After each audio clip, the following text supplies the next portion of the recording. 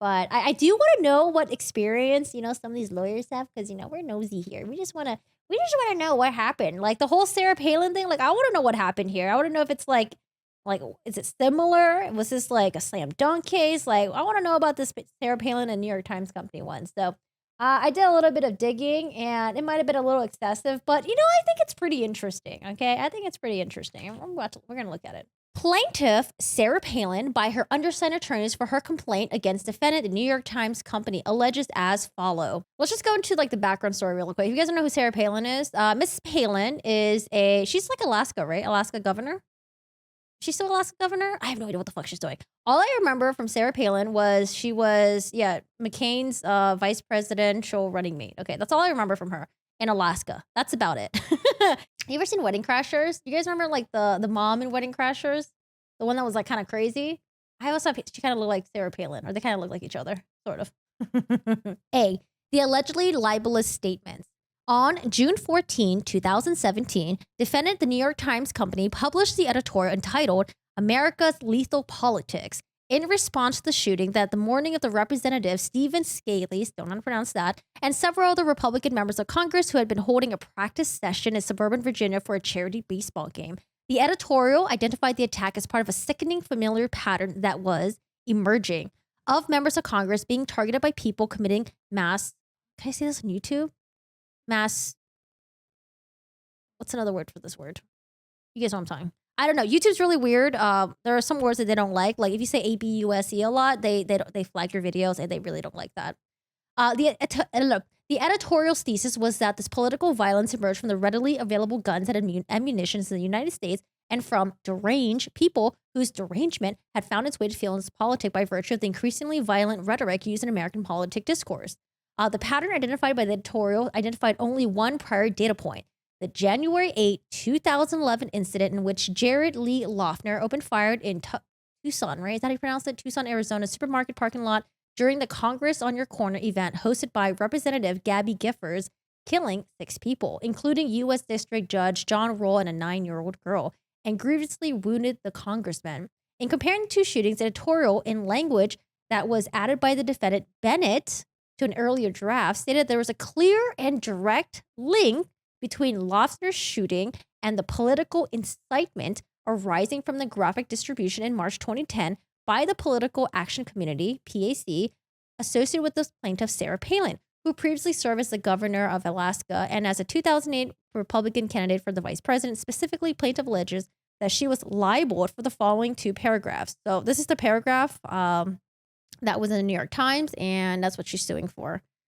Sarah Palin, let's see. In 2011, when Jared Lee Loughner opened fire in a supermarket parking lot, grievously wounding Representative Gabby Giffords and killing 6 people, including a 9-year-old girl, the link to political incitement was clear.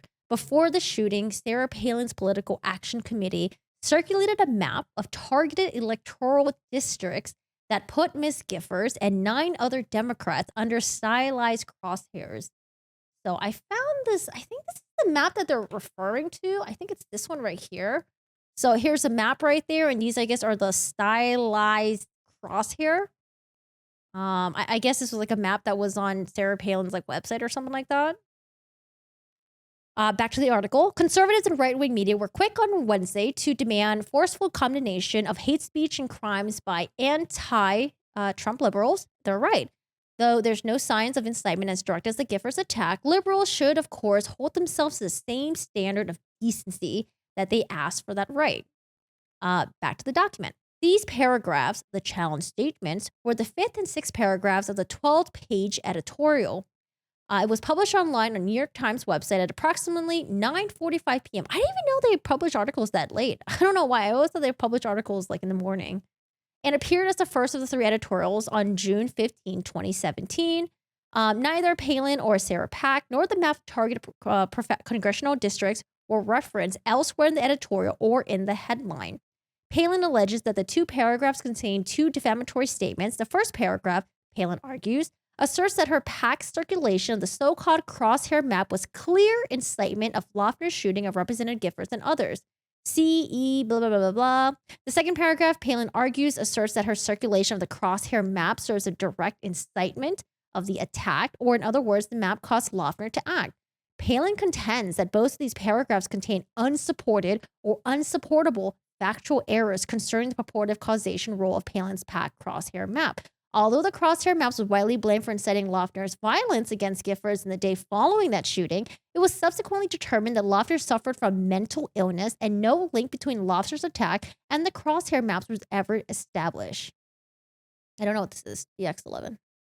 Rather, it was determined that Loeffner acted because his own personal demons and mental illness. Accordingly, Palin alleges it was defamatory for the editorial to assert that the crosshair maps was either a clear or direct incitement to Loeffner's shooting. So now we're going to talk about, I think this is how the editorial was drafted. So I thought this was kind of interesting too, because we get to see the background story of New York Times operation, how they write their stories and how they go back and forth with their edits and stuff like that. But let me see what's pertinent, because there's some stuff that we don't really have to read. So I guess just a little TLDR of that. Basically, there was a shooting that happened in 2011, and initially people blamed Sarah Palin because she came out with this crosshair map thing, and they're like, oh, because you released this, it probably caused the shooter to target certain Democrats, I guess. But then later on, they found out that the guy didn't do it because of Sarah Palin's crosshair map. It was because he had some severe mental issues and he did it just, we don't know, crazier, I guess. And then so when the shooting happened in 2017, New York Times, they wanted to write an article about it. And they're like, oh, they brought up the whole Sarah Palin crosshair maps again and how it was clear and direct incitement to Loeffner's shooting. And Loeffner was a 2011 shooter. So yeah, that's not a good look for New York Times right there. But let's see the background story on how they wrote that article. So we're going to talk about Bennett. So Bennett is a defendant in this case. Bennett is the one that works for New York Times, and I don't know if he's considered an editor-in-chief or something. Suggesting an additional argument for the editorial to make, Bennett wrote, "Hey Elizabeth, as Bob has said, there's more likely a gun control point to be made here. The other question is whether there's a point to be made about the rhetoric of demonization and whether it incites people to this kind of violence. Hard for me to imagine that Bernie himself is guilty of anything like that. But if there's evidence of the kind of inciting hate speech on the left that we, or I at least, have tended to associate with the right, an example, the runner-up to the Gabby Giffords shooting, we should deal with that." Williamson then agreed to begin writing a draft, noting that she had spoken to Semple. Remember how we got to see the email background story behind how the op-ed was written with the whole Amber Heard and the Washington Post shit? So it's kind of we're getting a little bit of a view here. How they start writing a draft and how they go back and forth and stuff like that. Aw, thanks, Tam. I appreciate that. Hi, Charlotte. How are you doing today? Hi from France. How's it going? Hello, hello. As the signed writer, Williamson had primary responsibility for research, which include both factual reporting and research and opinions previously expressed by the editorial board to maintain consistency with the early positions. This is a transcript right here. Williamson testified on June 14, 2017, that she was researching the political rhetoric that was circulating in the discourse in the runner-up to the 2011 shooting in Arizona, not the shooting itself or the state of the mind of the gunman. To assist Williamson in her research, Semple directed the board's editorial assistant, Phoebe Lett, to search prior editorials and sent Williamson 4 basic gun control pieces, dealing mainly with the plenitude of weapons and porous controls that also happened to mention Gabrielle Giffords. Williamson replied to Lett at 1:40 asking, "Is there one that references hate-type speech against Democrats in the runner-up to Giffords' shooting?" James referenced that. Lett forwarded this request to Bennett, the one that's being sued, asking if he happened to know which one she's talking about. Bennett responded, "No, I was just wondering if there was any such a piece. That is, did we ever write anything connecting the Giffords shooting to some kind of incitement?" After searching further, Lett responded, "No, but Frank Rich did," providing a link to a January 15, 2011 op-ed column titled, "No One Listened to Gabrielle Giffords." Bennett replied 14 minutes later, "Good for us. Can you let Elizabeth know?" Lett then relayed Rich's column to Williamson, viewing the evidence in light most favorable to Palin. The court presumes that Bennett read and understood this column by Frank Rich before the editorial was published. Rich's column, written 1 week after the Loeffner shooting, discussed that attack and other acts of apparent political violence, arguing that they arose from a combination of violent political rhetoric, inadequate gun control, yada, yada, yada. I'm going to skip through this a little bit. This talks about the other op-ed. At 2:52 p.m., following Bennett's request, Lett forwarded to Bennett the 4 editorials that she previously sent to Williamson. Lett then kept researching through past editorials and found 2 more relevant articles, which she emailed to Bennett at 3:01 p.m., and Bennett forwarded to Williamson 2 minutes later with the note, "We dug a little further. Take a look at these 2." A few minutes later, Bennett separately forwarded the 2 additional editorials published in the days following the Loeffner attack to a group including Semple, Williamson, Fox, Cohn, writing, "FYI, these 2 are more relevant precedent for tonight's piece." Semple replied, "You're right, the Obama as we mourn in particular." Bennett testified that although he does not recall reading these 2 editorials, he concluded based on his review of the email traffic that he must have read them because he knew something about their content. Viewing the evidence in light most favorable to Palin, the court presumes that Bennett read and understood these 2 editorials prior to publication. The first of these 2 editorials, entitled "Bloodshed and Invective in Arizona," was published in 2011, the day after the AZ shooting. It describes the editorial's board position on relationships among gun control, violent political rhetoric, and mental illness, and how these forces increase the risk of political violence and assassination attempts. I'm gonna skip through this. Skip. C. Bennett's revision. So again, Williamson is the reporter on this, and she is the one that's writing the story. Bennett is, I guess, her supervisor, and I guess he's going to do some revisions on it. So at 4:44 p.m., Williamson uploaded her draft of the editorial to the Backfield, a section of the Times content management system that stores draft during the editorial process. Williamson also notified Bennett and other people that was uploaded, yes. After that point, Williamson made no further edits to the piece, and Palin has not accused her of any actual malice. So it's interesting, yeah, because I was wondering how come Williamson, the original reporter, was not included in the lawsuit, but they only included the her higher up. The portion of Williamson's 4:44 p.m. draft that served as a precursor to the challenge statements reads as follows. So this is her original draft. Okay, we're not going to read that. The underlined word circulated in the latter paragraph of the Williamson draft was hyperlinked to an ABC News article that is dated January 9, 2011, the day after the AZ shooting, and it is entitled "Sarah Palin's Crosshairs Dominates Gabrielle Giffords Debate." The article discusses the debate in the wake of the shooting about whether Palin's distribution of the crosshairs map may have fueled the gunman's rage, though it notes in the 10th paragraph that no connection has been made between this graphic and the AZ shooting. Bennett testified that he neither clicked on the circulated link in Williamson's draft nor read the ABC News article before the editorial was published. That's probably something that you probably should have done, Bennett, especially if you're going to, I don't know, I feel like as reporters, dude, you have to do a lot of fucking extra work to make sure you're publishing things that are true, and you're just really like, I don't know, dotting all your I's and crossing all your T's. After Williamson circulated her draft, Cohn, one of the editorial board editors, reviewed the piece. While reading, she made notes on the reaction to the draft, for instance, asking whether the reference to Hodgkinson's as deranged reflected signs of mental illness, or was used just in the sense that anyone can commit a mass S-word and is deranged. Then after reading the content, Cohn went to Bennett's office and told him that she was just a little confused about what we wanted out of the piece, where it was going. She felt like he needed to take a look and weigh in. Bennett recalls Cohn did not think that it was a great draft. Bennett agreed to take a look. Cohn testified that it was her decision to take Williamson's draft and pass it off to Bennett, and Bennett testified that he never told either Williamson or Cohn that he wanted to edit the draft. Oh, that sucks. Or actually, I don't know, maybe Bennett's not the supervisor. Maybe Bennett is also just like another reporter as well. But yeah, so this lands on this guy's desk, and he's like, okay, well, I don't really want to edit it, but I guess I'm going to have to edit it. At approximately 5:03 p.m., after speaking with Cohn, Bennett opened and read through Williamson's draft. He testified that his impressions of Williamson's draft was that it read like a news story rather than an opinion piece, because this is supposed to be an op-ed as well. And Bennett felt like it wasn't capturing the shock of the attack and the kind of horror of what happened. Although his initial intent was to provide Williamson guidance on rewriting the editorial, Bennett soon decided to do the revisions himself. You guys ever get something where it's supposed to be like a co-op work it's supposed to be like a cooperative work between you and another individual, but like sometimes they fuck up so badly, you're just like, you know what? Fuck it. I'm just going to do the whole thing. Whatever. So that's basically what Bennett did here. Bennett's just like, I'm just going to do the whole thing, because me going back and forth and giving you like small little tips and tricks and stuff like that, it's just going to be too time consuming. Hello, tell me the odds. Oh, thank you so much. I appreciate that. You're so awesome. You have the coolest attitude and a sense of humor and positivity. Love watching your channel. Thanks. I appreciate it. Thank you.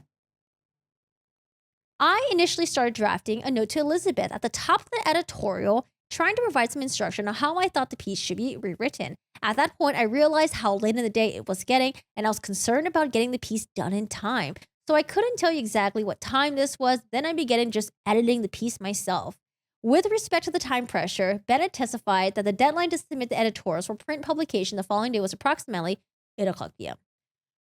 Bennett testified that in reading Williams' draft, he interpreted the paragraphs about the AZ shooting as the specific example that Elizabeth returned with the incitement of incendiary rhetoric, and I just trust that it was ... example based on her characterization.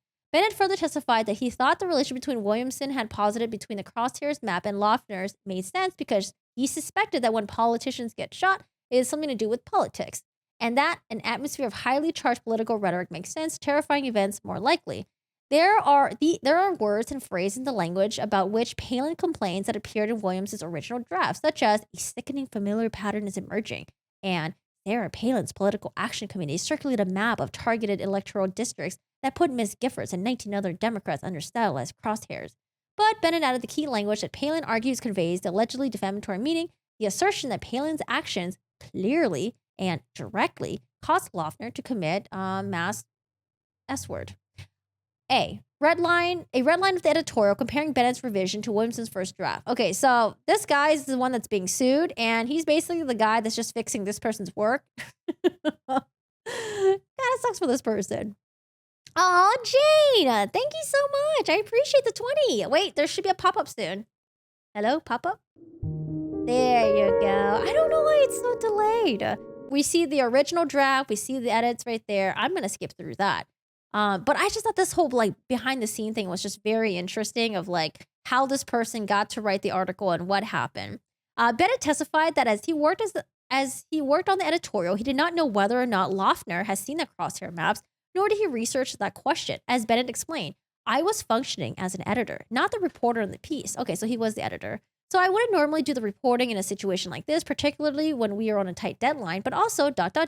I didn't think then and didn't think now that the map caused Jared Loeffner to act. I didn't think we were saying that, and therefore it didn't enter my mind to research that question. My goal was to make it, a clear argument and a more compelling description of what happened that day, a more vivid description of what happened that day. Okay, why do we repeat that twice?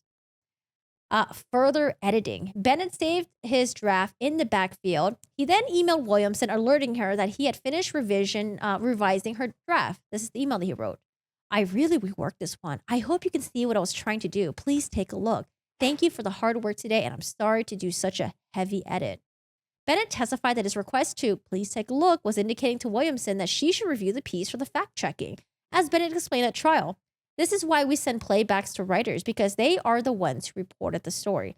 They are the ones who are in possession of the facts, and it's important for them to review pieces to make sure the edits haven't introduced errors. Williamson testified that after receiving the email, she glanced at the editorial and replied to Bennett, writing, among other things, that the draft looks great. Oh, man. No. She just glanced at it. Oh, Lordy. She suggested no edits in Bennett's draft. Cohn reclaimed the pen around 7:23 p.m. began editing Bennett's draft on the editorial. So we have another person that's editing this. She continued working on the piece, making changes for clarity and accuracy until approximately 7:57 p.m. During that time, Fox and Lepping were reviewing the piece as well, though they had to relay their changes to Cohn since only one person was able to edit the backfield version. Only one person was able to edit the backfield version at the same time. At a time. All right. So let's go to the part where the article was published. So originally, this was Williamson's article, and when it was written, someone wasn't happy about it, and then so Bennett took a look at it, and then Bennett's the one that's on the stand, and he did some major edits, sent it back to Cohn, and Cohn was supposed to do the fact checking. Williamson was supposed to do the fact checking, and Williamson kind of just glanced at it and okayed it, and then I guess everyone just assumed that the piece was factually correct, since it was from the original reporter, and they're doing like the double checks and stuff like that.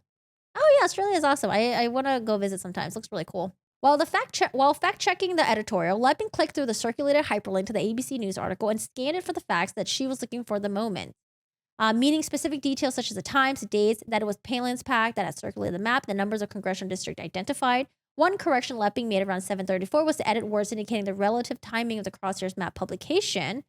From from in the weeks before the shooting to the months before. Leping testified that she did look at the crosshair map itself, though she missed the inaccuracy regarding the location of the stylized crosshair, an error which had already appeared in Williamson's 444 draft.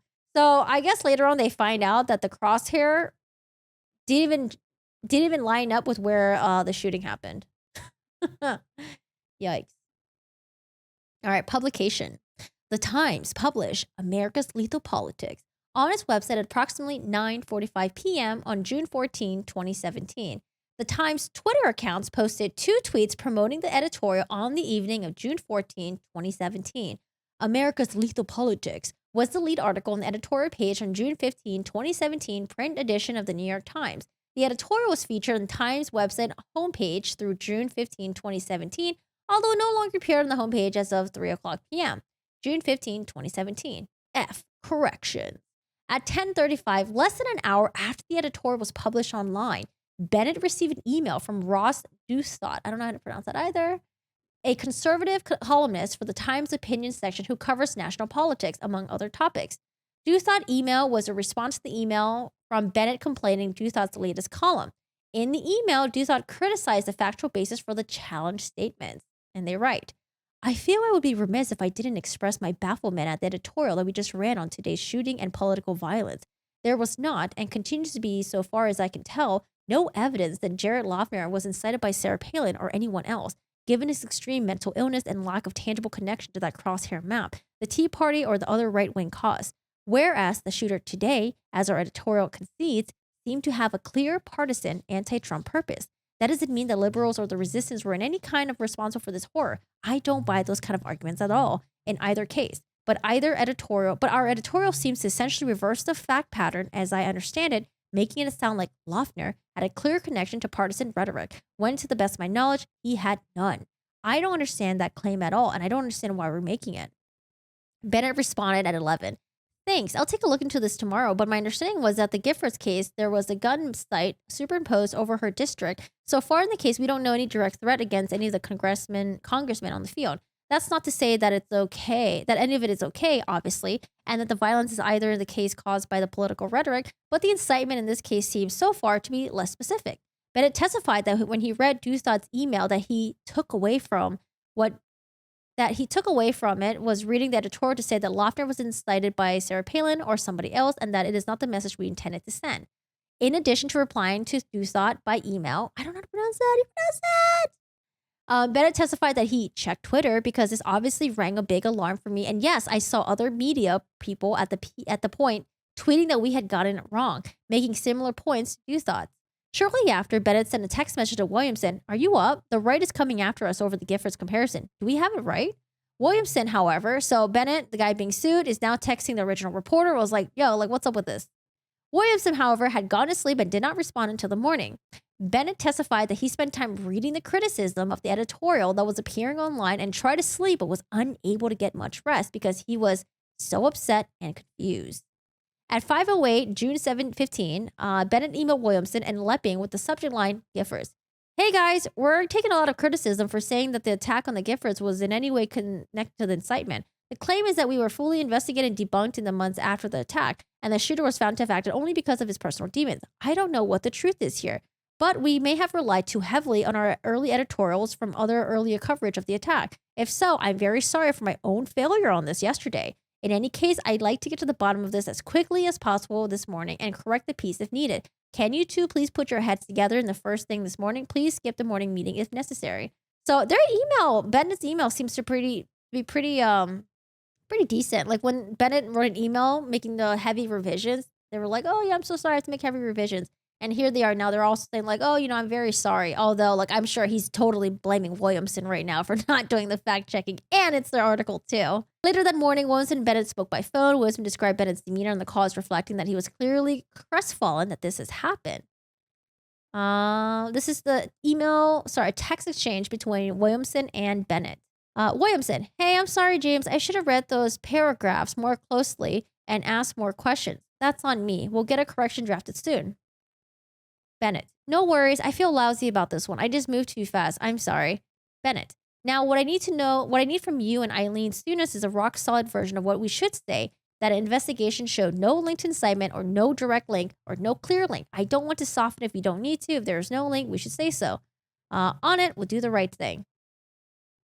All right, so now they're both working behind the scenes, and they put a corrected version on the New York Times website, and I think they corrected the version like twice, maybe even 3 times.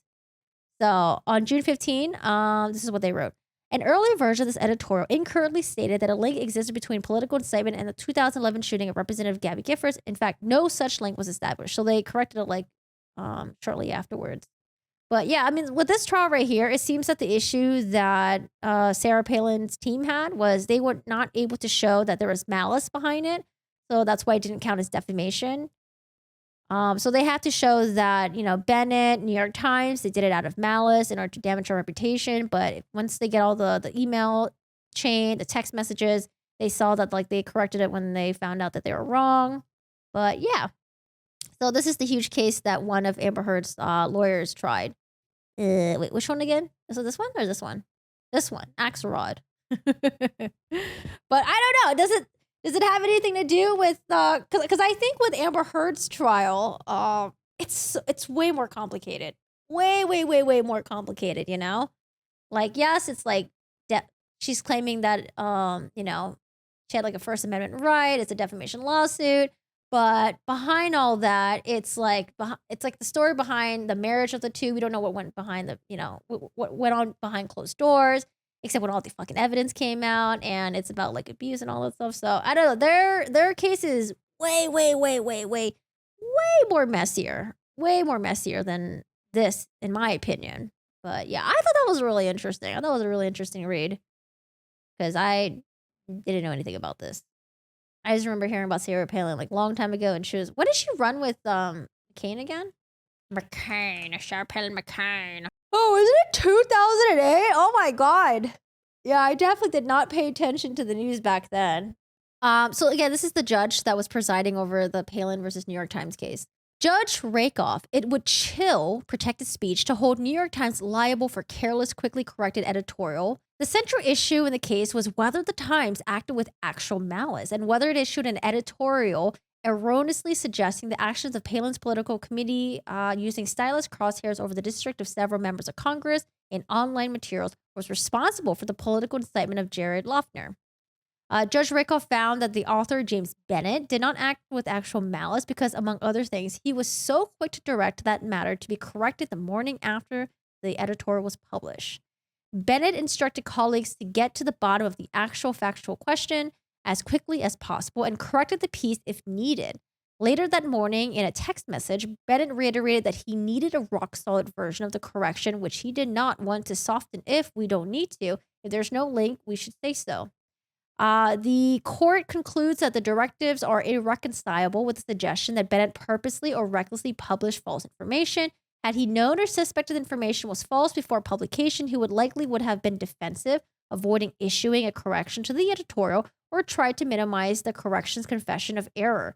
I don't know. I still think it's kind of like shitty that even like the original reporter, she should have read the article thoroughly, not just took a glance at it. She should have looked at it thoroughly and made sure that the article was good and it was still factually correct.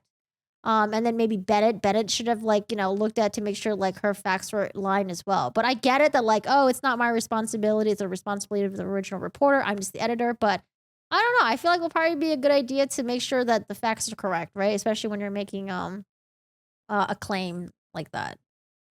Certain jurors had received push notifications on their phones about Judge Rakoff's ruling before they issued their verdict, but Judge Rakoff concluded that the notifications did not make the difference.